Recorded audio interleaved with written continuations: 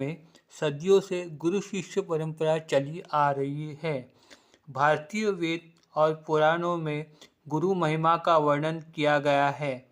गुरु कृपा से ही ज्ञान और मोक्ष की परम प्राप्ति होती है। श्री राम को पूर्ण पुरुष माना जाता है। कुशीगण उन्हें साक्षात परमेश्वर मानते थे। फिर भी श्री राम ने अपने गुरु वशिष्ठ के चरणों का सहारा लिया था।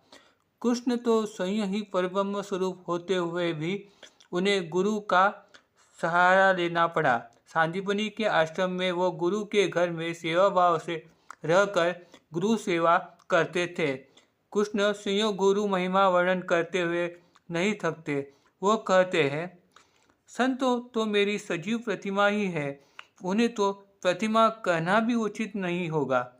संतो तो साक्षात मेरा स्वरूप है, जो लोगों के सामने साकार रूप में अवतरित हुआ होता है। इसलिए उनके भक्तों का भार स्वयं मैं अपने कंधे पर ले लेता हूँ।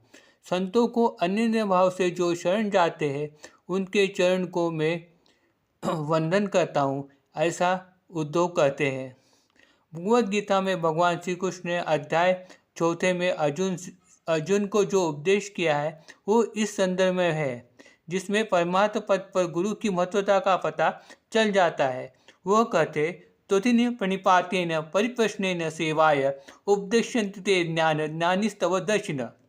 गुरु को पूर्ण भाव से समर्पित होकर उनको नमन करने से, उनके साथ मोक्ष संबंधित वार्तालाप करने पर, पूर्ण भाव से समर्पित रूप से उनकी सेवा करने पर, उस महत्त्व प्रब्रह्म के ज्ञाता तुम्हारे अज्ञान रूपी अंधकार का हरण कर ज्ञान रूपी प्रकाश का उदय कर देंगे। भारतवर्ष में गुरु शिष्य परंपरा नाथ तथा दत्त संप्रदाय से चली आ रही है। श्री साईं बाबा ने भी इस गुरु शिष्य परंपरा को दोहराया था।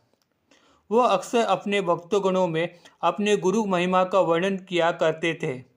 बाबा के पास जो योग बल सिद्धि और सामर्थ्य था, उसे वो अपने गुरु की कृपा का वरदान मानते थे। एक दिन इस बात का पता गांव वालों को चल गया। हुआ यूं के गांव में रहने वाले 2-4 लोगों में खंडूबा भगवान का संचार हो गया। लोग उनसे वार्तालाप करने लगे। उस वक्त साईं बाबा युवा अवस्था में थे।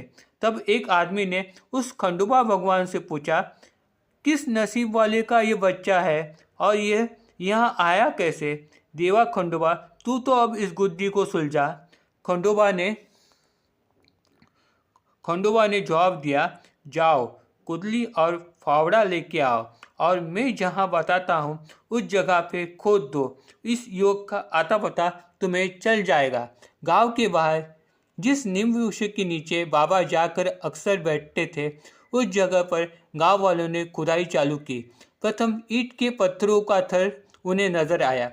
उसे हटाने पर आटा पीसने वाली चक्की की गोल जाली नजर आई। उसे दूर करने पर एक गुफा का द्वार गांव वालों ने देखा। उसके अंदर झांक कर देखने पर 4 दिए जलते हुए नजर आए, जिसके बीच एक चौरंग यानी पूजा आदि धार्मिक कार्यों में इस्तेमाल होने वाला पाठ और उसके ऊपर सुंदर सी जपमाला और एक गोमुखी पाई गई। गोमुखी यानी एक विशिष्ट प्रकार की थैली होती है, जिसके अंदर हाथ डालकर जपमाला जपी जाती है। देव खंडोबा ने गांव वालों से कहा, इस जगह पर इस लड़के ने इस स्थान पर 12 साल तप किया है। गांव वालों ने उस लड़के से बार बार पूछे जाने पर कहा, यह तो मेरे गुरु का स्थान है, यह तो मेरा पवित्र वतन है, इसे है जैसा उसी तरह जतन करके रखना। गुरुवार और शुक्रवार को सूरज ढलने के बाद जो यहाँ धूप या लोबान जलाएगा, वह श्री हरि गुरुपा का पात्र बन जाएगा। बाबा के आदेशानुसार गांव वालों ने उस गुफा के द्वार को बंद कर दिया। बाबा को यह जगह नीम वृक्ष बहुत पसंद था। उसी जगह पर बाबा ने 12 साल कठोर तपस्या की, ऐसी कहावत गांव में प्रचलित है। शिरडी में रहने वाले लोगों ने इस जगह को बाबा के गुरु का स्थान मानकर अक्सर वंदन किया करते थे। Om Sai Ram. Please like and subscribe my channel.